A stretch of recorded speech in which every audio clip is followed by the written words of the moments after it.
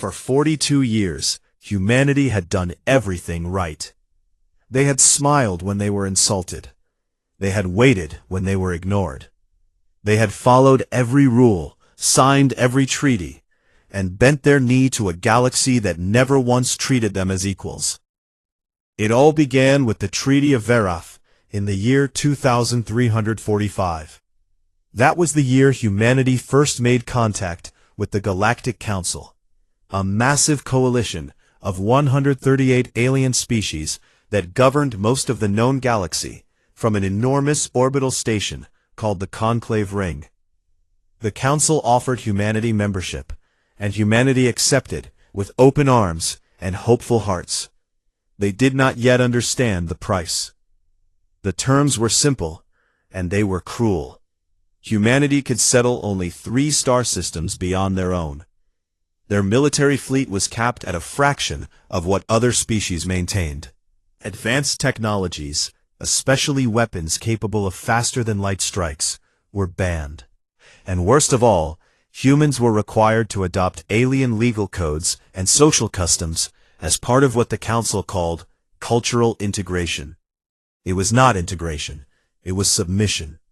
But humanity signed anyway, because they believed that patience and good faith would earn them respect over time. They were wrong. Ambassador Ilara Mwangi was the woman who carried this burden longer than anyone. She was humanity's voice on the Council for nearly 2 decades. She was brilliant, calm, and deeply kind. She believed in diplomacy the way some people believe in gravity, as something so fundamental it could not fail. Every year she stood before the Council and made her case. She asked for expanded territory to house Earth's growing population of 18 billion. She asked for the same rights enjoyed by species who had joined the Council centuries after it was founded. And every year, she was denied. The reason had a name: the Velthari Dominion. The Velthari were an ancient reptilian species, tall and cold and proud. They had been the most powerful faction in the Council for over 1,000 years, and they intended to keep it that way. Their leader, High Regent Solvarek, viewed humanity as little more than clever animals who had somehow stumbled into space travel. He blocked every human petition personally. He smiled while doing it. But Solvarek did not stop at simply saying no. Behind closed doors, the Velthari worked to keep humanity weak in ways that were far more sinister. They sabotaged human trade routes by bribing pirate fleets. They spread false intelligence to the insectoid Kreth swarm, a violent and territorial species, encouraging them to raid human border colonies. They planted operatives in neutral species governments to vote against human interests. It was a quiet, patient campaign of slow strangulation, and the Council either did not notice or did not care. Ilara noticed. She filed formal complaints. She presented evidence. The Council promised investigations that never began and hearings that never happened. The Larathi Collective, a gentle avian species and humanity's only real friend in the galaxy, supported her every time.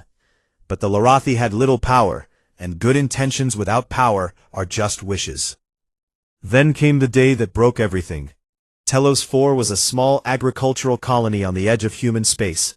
1.2 million people lived there, mostly farmers and their families. It was a quiet place, green and peaceful, the kind of world humanity built when it dreamed of a good future.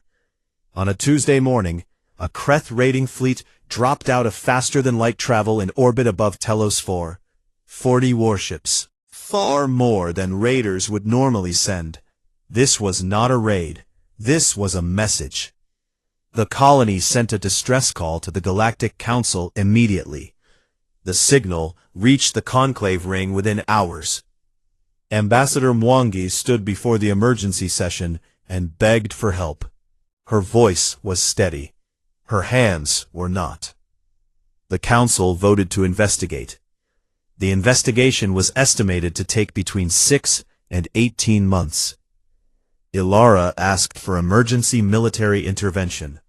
High Regent Solvarek leaned into his microphone and called the attack a minor frontier dispute.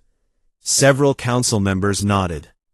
The Lorathi ambassador, Kael'Vash, argued passionately for immediate action. He was overruled. 6 days later, the Kreth fleet finished what it had come to do. They bombarded Telos 4 from orbit until the surface turned to glass. Every city, every farm, every school, every hospital was reduced to ash and molten rock. 1.2 million human beings died. Men, women, and children. The youngest victim was 11 days old. Her name was Sophia, and she had been born in a small medical center on the northern continent. She never saw a sunrise. The Galactic Council released an official statement expressing deep concern and extending condolences to the human people. Deep concern. For 3 days after the massacre, Alara Mwangi did not speak. She did not eat. She sat in her quarters aboard the conclave ring and stared at the wall. On the 4th day, she dressed in black, walked to the council chamber, and requested the floor. The chamber fell quiet. Every ambassador, every diplomat, every aide turned to watch. They expected tears. They expected anger. They expected the kind of emotional outburst they had come to associate with humans, the passion they privately mocked. Alara gave them none of it. Her voice was low and flat and completely empty of feeling. She looked at Solvarek. She looked at the council members who had voted to investigate. She looked at the empty chairs of those who had not even bothered to attend. She said 5 sentences. 42 years ago, we came to you with open hands. We asked only for fairness. When our people were dying, we asked you for help. You gave us words. She paused. Remember that. Then she reached to her console and deactivated humanity's diplomatic transponder. The soft blue light that had represented Earth on the Council's communication network for over 4 decades flickered once and went dark. Alara Mwangi walked out of the chamber without looking back. She did not run. She did not slam the door. She simply left, the way someone leaves a room they know they will never return to. Within 1 hour, every human embassy in the galaxy went dark. Lights off, doors sealed, staff gone. Within 6 hours, every human merchant vessel, science ship, and transport began moving towards Sol. Within 12 hours, all human communication channels shut down. No broadcasts, no signals, no responses to hails. Humanity did not declare war. It did not issue threats. It did not make demands. It simply stopped talking. The species that had spent 42 years trying to be heard decided, all at once and with terrible finality, that it was done speaking. The galaxy had never heard silence like this before. It was the loudest sound in the universe. And deep in the halls of the conclave ring, in a moment he would never admit to anyone, High Regent Solvarek felt something cold settle in his chest. It was small and unfamiliar, and it took him a long time to recognize it. The quiet years, 5 years of silence. That was what the galaxy got. 5 years of wondering, worrying, and slowly realizing that they had made a terrible mistake. At first, the Galactic Council treated humanity's departure the way a parent treats a child's tantrum. They would calm down. They would come back. Species always came back, because surviving alone in the galaxy was hard, and surviving inside the Council was easy. That was the way it had always worked. The strong set the rules, and the weak followed them, because the alternative was worse. The Lorathi ambassador, Kael'Vash, tried to warn them. He stood before the council 3 days after Mwangi's departure, and spoke with the quiet intensity of someone who could see a disaster coming, and could not make anyone else look. "You do not understand what you have done," he said. "I have studied humans for 30 years. I have shared meals with them, mourned with them, laughed with them, I know this species better than anyone in this chamber, and I am telling you now that their silence is not weakness. When humans shout, they are still willing to talk. When humans go quiet, they are done talking. They are building. High Regent Solvarek waved a clawed hand dismissively. Let them build. They are primates playing with technology they barely understand. They will exhaust their resources within a year and come crawling back. Kailvash looked at the High Regent with something close to pity. You have spent 1,000 years bullying species into obedience. It has made you confident, but confidence is not the same as wisdom, and I fear you are about to learn the difference. The council moved on to other business. Kailvash sat down and said nothing more. He had done what he could. The first year passed without incident. Human space was quiet. No signals came out. No ships came out. Long-range sensors showed normal activity around Earth and its colonies. Nothing remarkable. The council congratulated itself on its patience. The second year, things began to change. Energy readings from the Sol system started to climb. Not gradually, the way a growing civilization's energy use increases over decades. These readings jumped. They doubled in 6 months, then doubled again. Deep space observatories detected massive construction signatures near Jupiter and Saturn, structures so large they should have been visible on standard scans. But every time a council probe got close enough to get a clear picture, the readings became scrambled. Something was jamming them, and the jamming technology was unlike anything the council scientists had ever encountered. The Veltari Intelligence Service sent spy drones into human space. The few that returned carried corrupted data, and a single repeating signal that, when decoded, contained a short audio clip of a human child laughing. The intelligence analysts did not know what to make of it. It made them uncomfortable. In the third year, the council sent a formal reconnaissance ship, a Velthari cruiser with the best sensors in the fleet. It crossed the border into human space and traveled for 2 days without encountering anything. Then, without warning, it was surrounded. 12 human vessels appeared from nowhere, not from faster-than-light travel, but as if they had simply been there all along and had chosen to become visible. The ships were unlike any human design on record. They were sleek, dark, and completely silent on every scanner frequency. The Velthari captain demanded to know how they had appeared without any detection. The human ships did not respond. They escorted the cruiser to the border and released it. Their ship was untouched, but every piece of classified data in their computer systems had been copied. They did not discover this until they returned home. On the bridge of that cruiser, the Velthari captain later told his superiors that the moment those human ships appeared around him was the most frightened he had ever been in 40 years of military service. It was not the ships themselves that scared him. It was the calm. There was no aggression, no posturing, no threats, just quiet, absolute control. Like being watched by something that could destroy you and had simply decided not to. Back on the conclave ring, the reports were causing real anxiety. But it was what the intelligence services pieced together next that turned anxiety into dread. Humanity had not spent the last 5 years recovering from their departure. They had spent the last 15 years preparing for it. A program called Project Prometheus had been running in secret since long before the massacre at Telos 4. It had begun as a small research initiative buried inside humanity's military infrastructure, funded quietly, staffed by the brightest minds on Earth. Its purpose was simple, and its ambition was breathtaking. Every technology the Council had denied humanity, every device and system placed under embargo, every scientific advancement that the treaty had forbidden, Project Prometheus had obtained, studied, and reverse-engineered.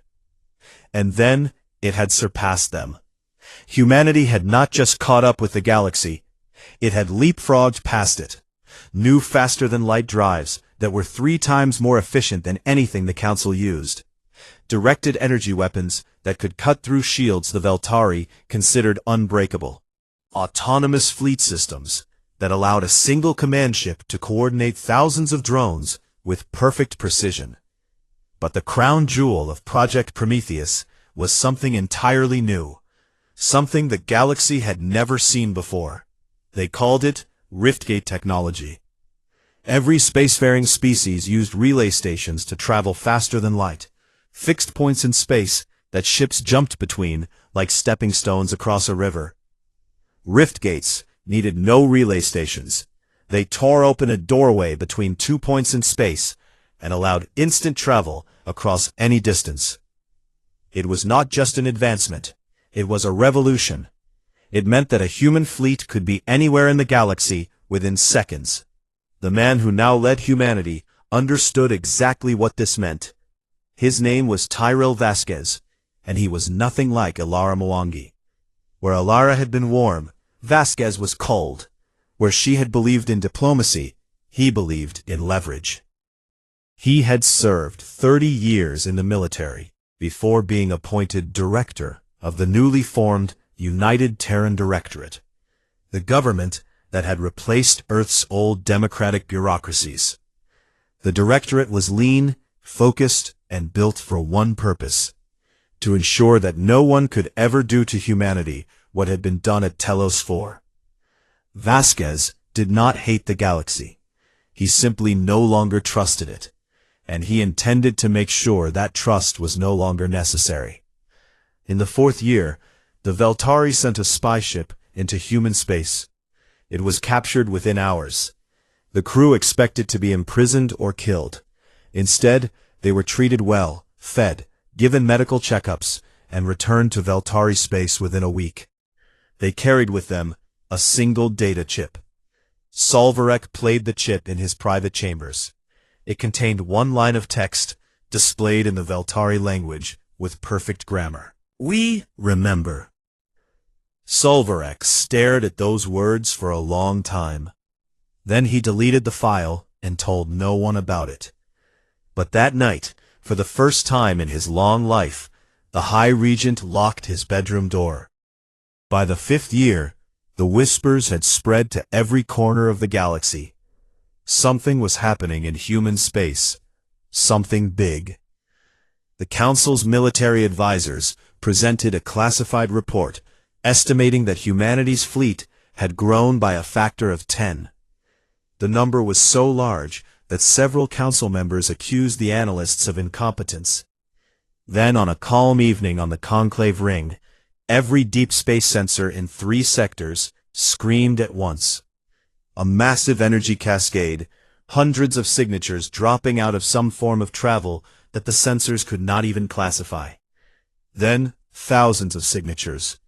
The readings flared like a sun being born, and then vanished completely, gone as quickly as they had appeared.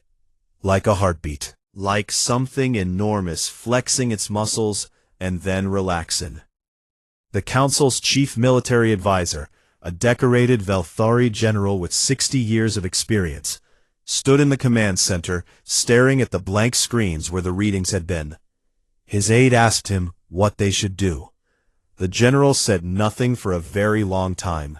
When he finally spoke, his voice was barely a whisper. "Pray," he said. "Pray that they still remember how to forgive." The reckoning begins. The Kreth did not learn from history. That was their nature.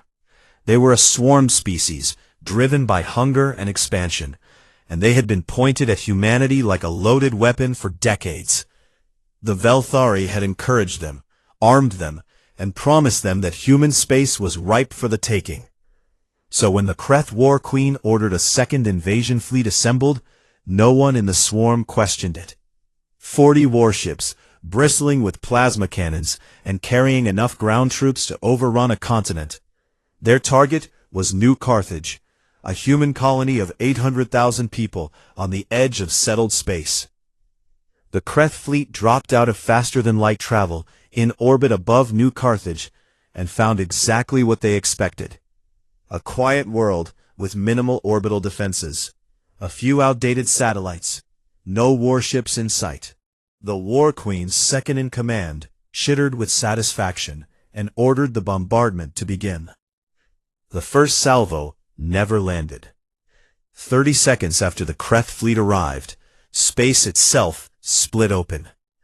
There was no other way to describe it.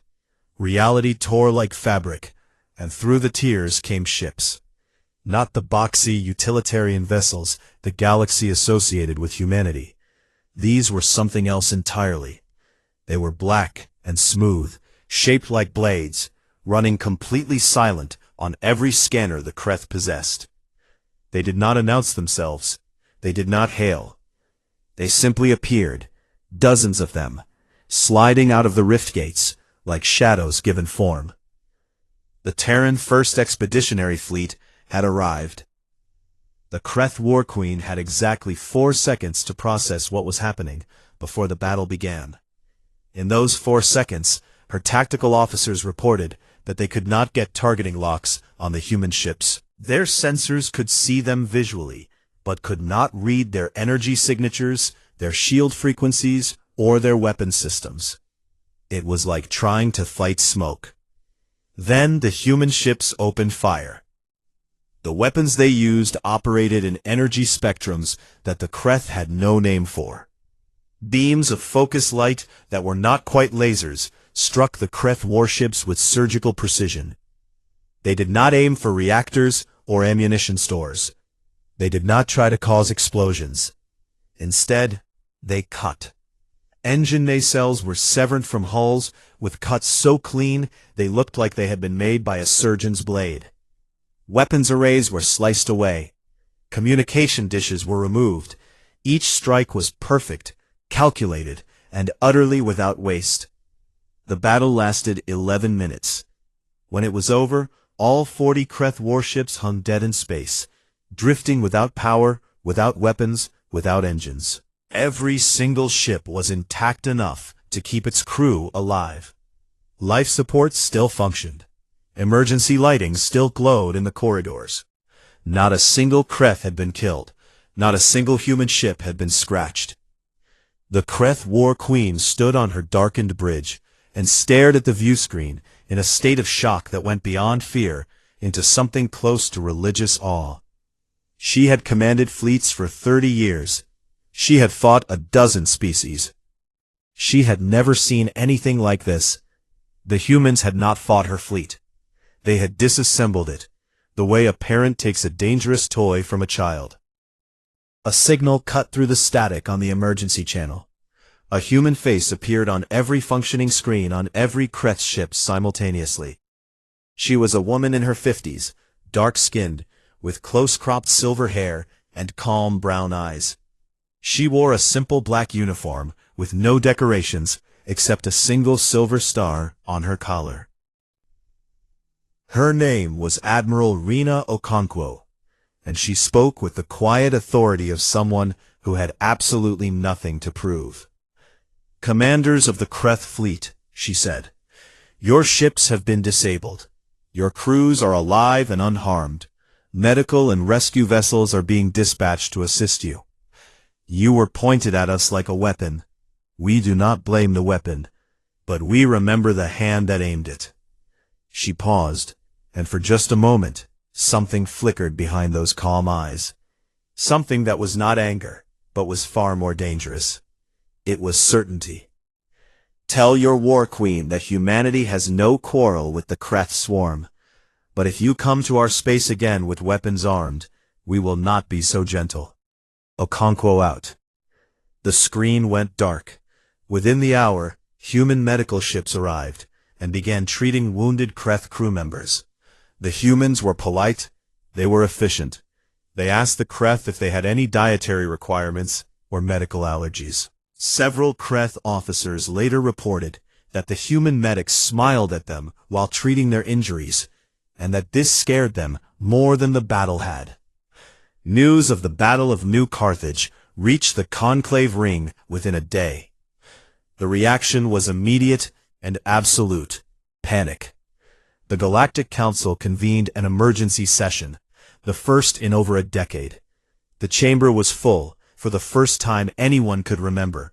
Species that usually sent junior diplomats dispatched their heads of state. The air was thick with fear, and the smell of 100 different stress pheromones. The intelligence briefing was devastating.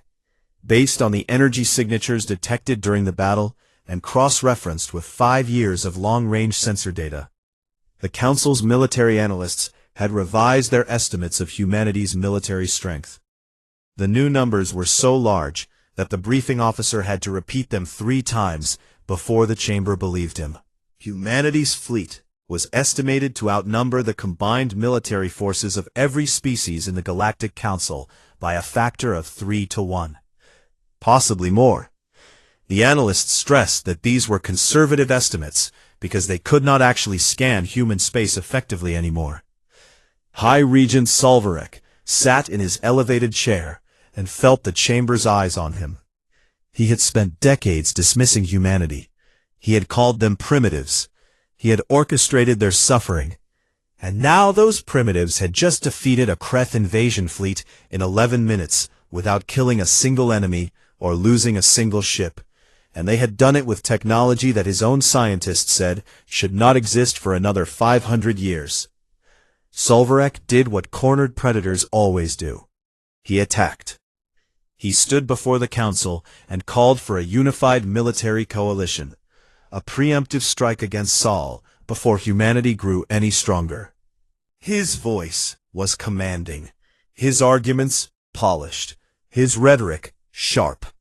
Some species nodded along, caught up in the fear. But the vote was fractured. The Lorathi walked out immediately, refusing to participate. The Orvani technocracy abstained, saying they needed more data.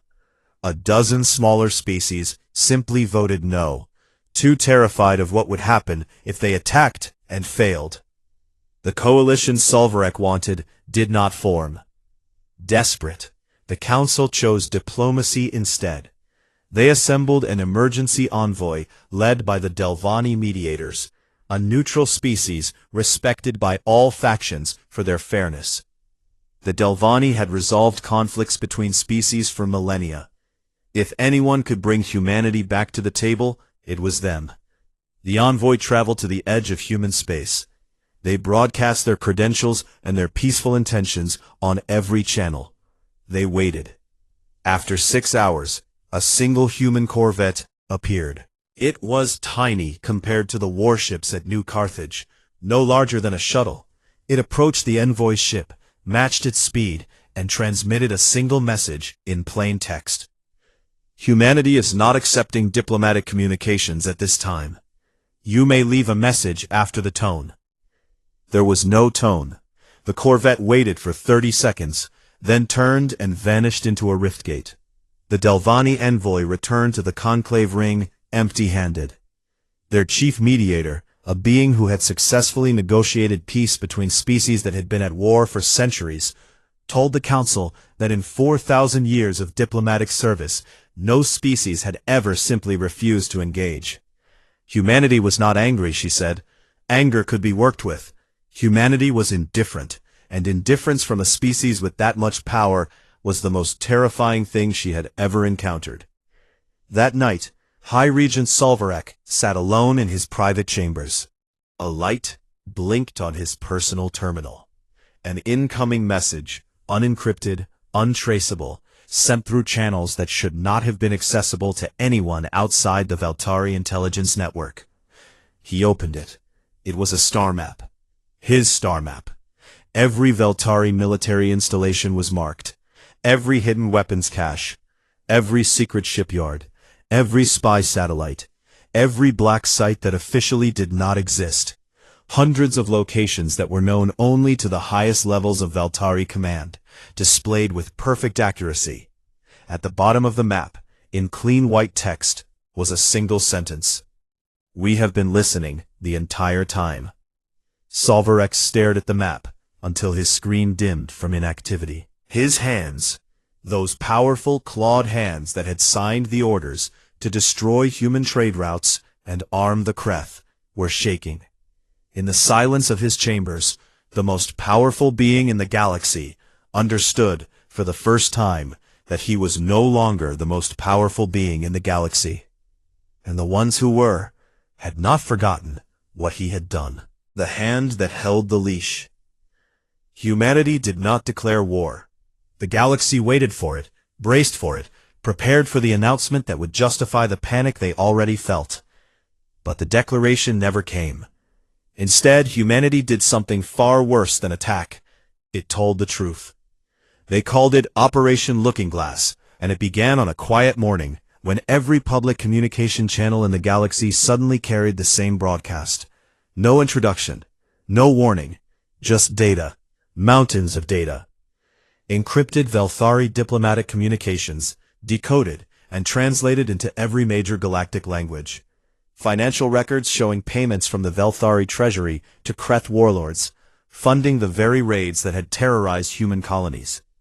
Intelligence reports proving that Velthari operatives had infiltrated the governments of at least 40 council species. Surveillance recordings of High Regent Solvarek personally ordering the sabotage of human trade convoys. Meeting transcripts in which Veltari admirals discussed how to keep the Kreth aggressive enough to be useful, but stupid enough to be controllable. And that was just the first day. Over the following week, humanity released more. They released records showing that the Veltari had not just targeted humans. They had been manipulating the entire galaxy for centuries.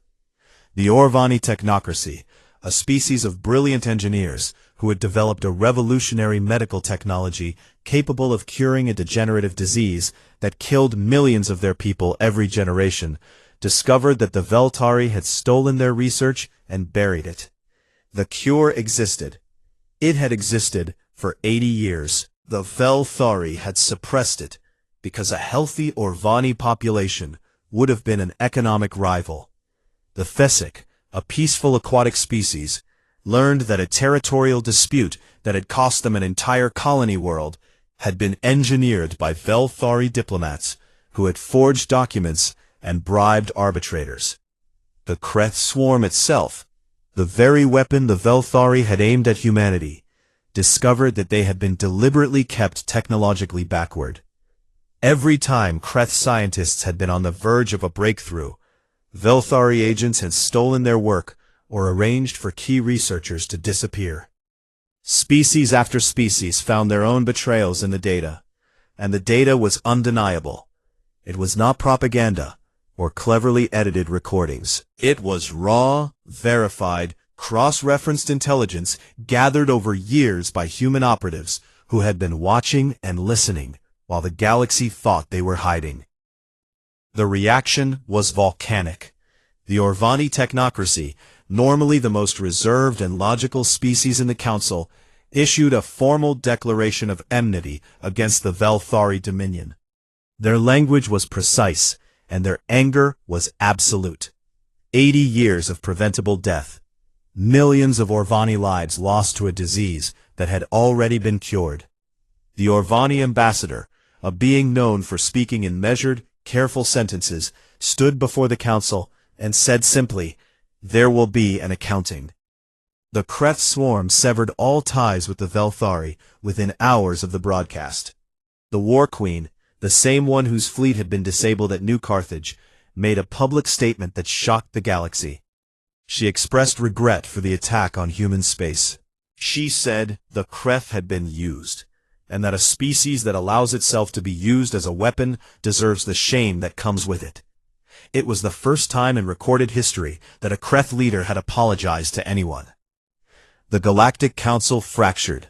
Emergency sessions became shouting matches. Alliances that had stood for centuries dissolved overnight.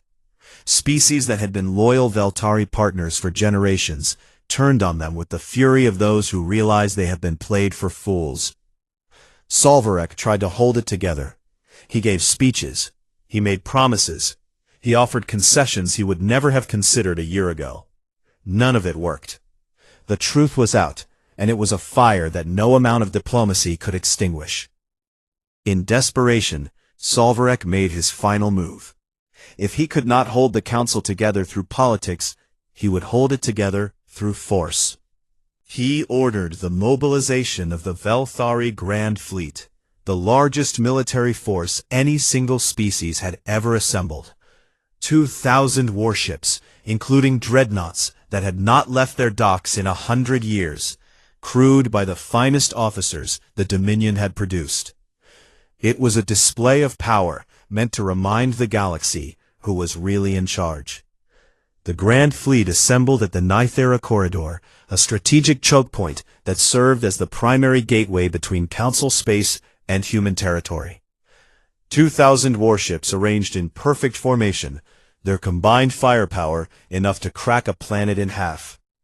Solvarek broadcast a message to the galaxy declaring that the Velthari would restore order, and that any species that stood with humanity would be considered an enemy of galactic civilization.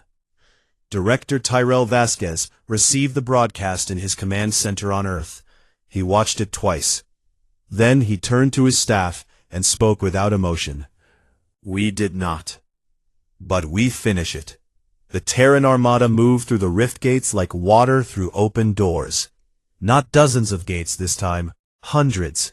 They opened across the Nythera Corridor in a pattern so precise it looked choreographed, and through them came the full military strength of the United Terran Directorate. 6,000 warships, 3 times the size of the Velthari Grand Fleet, each one carrying weapons that the Velthari could not match, powered by drives they could not understand, protected by shields they could not breach. Behind the warships came the drone carriers, each one capable of deploying thousands of autonomous combat units that moved with a coordination that seemed almost alive. And behind the carriers came the siege platforms, massive orbital weapons designed to project power across entire star systems. But it was the last ship through the gates that silenced every voice on every bridge in both fleets. The Aegis, humanity's flagship. A dreadnought 3 kilometers long, black as the space between stars, powered by a captive singularity that burned at its heart like an angry god. It was the largest warship the galaxy had ever seen, and it carried a weapon system that had no official name in any database. The people who built it called it Prometheus, after the program that had given it birth. Admiral Rena Okonkwo sat in the command chair of the Aegis and opened a channel to the Velthari Grand Fleet. Her face appeared on 2,000 bridges simultaneously. "High Regent Solvarek," she said. Her voice was the same calm, steady tone she had used at New Carthage. "You have 60 seconds to power down your weapons and surrender your fleet. This is not a negotiation. This is a courtesy." Solvarek stared at the view screen from his own flagship. He looked at the Terran fleet surrounding his own. He looked at the Aegis hanging in space like a monument to everything he had failed to prevent. And then pride. That ancient Velthari pride that had ruled the galaxy for 1,000 years made his decision for him. "All ships," Solvarek commanded. "Open fire." The Battle of the Nythera Corridor lasted 43 minutes. It would be studied in military academies across the galaxy for the next 1,000 years, not as an example of a close fight, but as a demonstration of what happens when overwhelming technological superiority meets stubborn courage. The Velthari fought bravely. Their crews performed exactly as trained. Their tactics were textbook. None of it mattered. The Prometheus weapon did not destroy ships. It reached across space and collapsed their power cores from the inside, shutting them down like blown candles. One by one, then in groups, then in waves, the Velthari warships went dark. Lights died. Engines stopped. Weapons fell silent. In 43 minutes, over 1,800 Velthari vessels were disabled. The remaining 200 surrendered. Humanity lost 12 ships, 12 out of 6,000. Terran Marines boarded Solvarek's flagship and found the High Regent standing on his bridge, refusing to sit, refusing to kneel. He was still proud. Even in defeat, he was proud. They escorted him from his command throne with firm hands and professional courtesy. As he was led past Admiral Okonkwo, who had come aboard personally, Solvarek stopped. He looked at her with those cold reptilian eyes and said, "You will never hold this galaxy. You are too soft, too sentimental." Okonkwo studied him for a long moment. There was no triumph in her face, no satisfaction, just a deep and weary understanding of what had been necessary and what it had cost. "We do not want your galaxy, Solvarek," she said. "We just came to remind you. We were never the ones you should have been afraid to talk to." "We were the ones you should have been afraid to silence." Solvarek had no answer for that. He was led away in silence, and the silence followed him like a shadow for the rest of his life. The galaxy held its breath and waited for the conquest that never came. Every species in the known universe expected the same thing. Humanity had just destroyed the most powerful military force in galactic history in less than an hour. They had exposed the corruption of the ruling power. They had the ships, the weapons, and the technology to take anything they wanted. Every empire in history, human and alien alike, had followed the same pattern. You defeat your enemy, and then you take what is theirs. That was how power worked. That was how it had always worked. Humanity did not take a single system. Not one planet. Not one station. Not 1 mile of territory that did not already belong to them. The Veltari Dominion collapsed, but not because humanity invaded it. With the Grand Fleet destroyed and their centuries of manipulation exposed, the Veltari's own vassal states revolted. Species that had served under Veltari rule for generations, held in place by fear and political pressure, suddenly found that the fear was gone. The Veltari homeworld descended into chaos as reformers and moderates rose against Solvarek's regime. Within 6 months, a new government had taken power, one that publicly acknowledged the crimes of the old regime and began the long, painful process of making amends. Humanity watched from a distance and said nothing. They did not interfere. They did not advise. They simply let it happen, because they understood something that Solvarek never had. True change cannot be imposed from the outside. It has to come from within. The Galactic Council, that ancient institution that had governed the galaxy for millennia, dissolved quietly. There was no dramatic vote, no final session. It simply stopped functioning. Too many species had left. Too much trust had been broken. The Conclave Ring, that magnificent orbital station where 138 species had once debated the fate of civilizations, sat empty and dark. A monument to the failure of a system that had mistaken control for leadership. It was Director Vasquez who proposed what came next, and what he proposed surprised everyone. He called it the Terran Accords, and it was not a treaty of surrender or a declaration of dominance. It was a blueprint for a new galactic order, one built on principles that humanity had fought and bled and waited 42 years to defend. Mutual sovereignty. No species would have authority over another. Transparent governance. All decisions would be made openly, with full access to information. Collective defense. An attack on one would be treated as an attack on all. No vetoes, no junior members, no embargoes, no second-class citizens. Many species were suspicious. Some were openly hostile. The Thesic delegation asked the question that was on everyone's mind. Why? You have the power to rule. Why share it? Vasquez stood before the gathered representatives of 100 species in a temporary conference hall on the rebuilt world of New Telos. The colony had been rebuilt on the same ground where Telos 4 had been destroyed, on the same soil where 1.2 million people had died. The name was deliberate. Everything about this moment was deliberate. Vasquez was not a man who smiled easily. His face was hard. His eyes were tired, and his hands bore the calluses of a soldier who had spent his life preparing for a war he hoped would never come. But when he spoke, his voice carried something that surprised those who had only known him as a strategist and a warrior. It carried grief. "You spent 40 years asking why humans are so aggressive," he said. "So stubborn, so dangerous.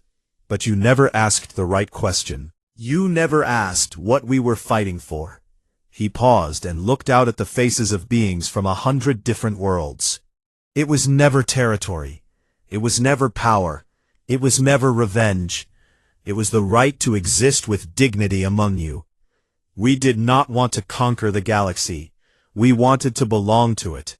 You would not let us. So we made sure you could never take that choice away from us again. And now we are asking you, not telling you, asking, to build something better together." The hall was silent for a long time after he finished. The Terran Accords were signed by 63 species in the first month. Within a year, 112 species had joined. The new body was called the Galactic Covenant, and its founding charter was carved into the wall of its new headquarters in every known language. The words were simple: equal voices, shared burdens, common future. The first Secretary General of the Galactic Covenant was not a human. It was Kale Vosh, the Larathi ambassador who had spent his entire career defending humanity when no one else would. When the human delegation nominated him, he stood at the podium with his feathered crest raised in the Larathi expression of deep emotion, and spoke with a voice that trembled only slightly. "I spent my career telling the Council that humanity's greatest weapon was never their ships or their technology," he said. "It was their refusal to become what the galaxy tried to make them. You tried to make them small, and they grew. You tried to make them angry, and they stayed patient. You tried to make them cruel, and they chose mercy. The galaxy does not deserve humanity's forgiveness, but we have it. And I intend to spend every day of my service making sure we earn it."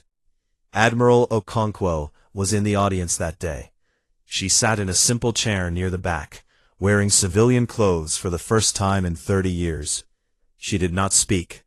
She did not need to. When the ceremony ended and the delegates filed out to begin the work of building a new civilization, a young Kreth officer approached her nervously.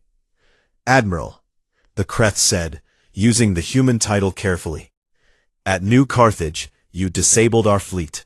You could have destroyed us. Every one of us knew that. Why did you not?" Okonkwo looked at the young soldier for a moment. She thought about the battle, about the 11 minutes that had changed the galaxy. She thought about the 12 ships she had lost at Nythera, and the crews who would never come home. She thought about Telos 4, and the 1.2 million names engraved on the memorial wall she could see through the window. "Because killing you was easy," she said quietly. "Letting you live was harder, and we have always chosen the harder path. That is what makes us human." The Kreth officer stood very still for a moment, then bowed in the deepest gesture of respect her species could offer. She turned and walked away without another word. 50 years passed. The galaxy changed in ways that no one, human or alien, could have predicted. The Galactic Covenant grew into something stronger than the old Council had ever been, not because it was ruled by a powerful species, but because it was built on trust that had been earned through suffering. The Velthari, reformed and humbled, became some of humanity's closest allies. The Kreth swarm redirected their warrior energy into exploration and became the Covenant's most decorated scouts.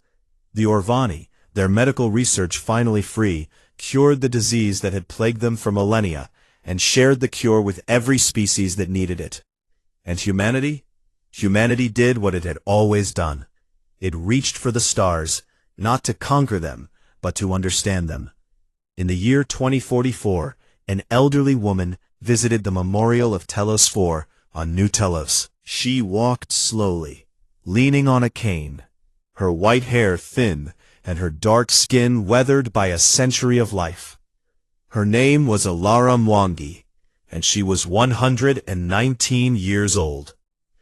Medical science had given her the gift of time, though some days she was not sure it was a gift. She had lived long enough to see the world she had dreamed of built on the ashes of the one that had broken her heart. She stood before the memorial wall and read the names. She always started with the same one. Sophia, the baby girl who had been 11 days old when the bombs fell. Ilara touched the name gently with her fingertips and whispered something too quiet for anyone else to hear. A young Valtari student approached her. He was barely out of adolescence, his scales still soft, his eyes wide with the particular nervousness of youth confronting living history. He knew who she was. Everyone did. "Ambassador," he said, his voice careful, "may I ask you something?" Ilara turned to him and smiled. It was the same smile she had once worn in the council chambers, warm and patient and full of a kindness that the galaxy had tried so hard to crush out of her. "Of course, child." The young Velthari hesitated, then asked the question that had clearly been burning in him. Why did humanity not destroy us when they had the chance? After everything my people did, after Telos, after all of it. Why? Ilara looked at him for a long time. She looked at his young face and saw something that Solvarek had never shown her. She saw genuine confusion, the honest inability to understand mercy when you have been raised in a culture that considered it weakness. And beneath the confusion, she saw the beginning of something else, hope. "Because, child," she said softly, "we were never done speaking. We just needed the galaxy to finally listen." The young Velthari stood very still. Then his eyes grew wet, which was something his species almost never showed in public. He bowed to her, a deep and trembling bow, and walked away without another word. Ilara Mwangi watched him go. Then she turned back to the memorial and looked up at the sky above New Telos, where a Terran warship passed slowly overhead. Not a conqueror, a guardian. On its hull, painted in letters large enough to read from the ground, written in every language the galaxy had ever spoken, was a single line. "We remember, we forgive, we endure." Ilara closed her eyes and let the sun warm her face. Somewhere nearby she could hear children playing, human children, Velthari children, Lorathi and Kreth and Orvani children, all of them laughing together in a language that had no name, but that every species understood.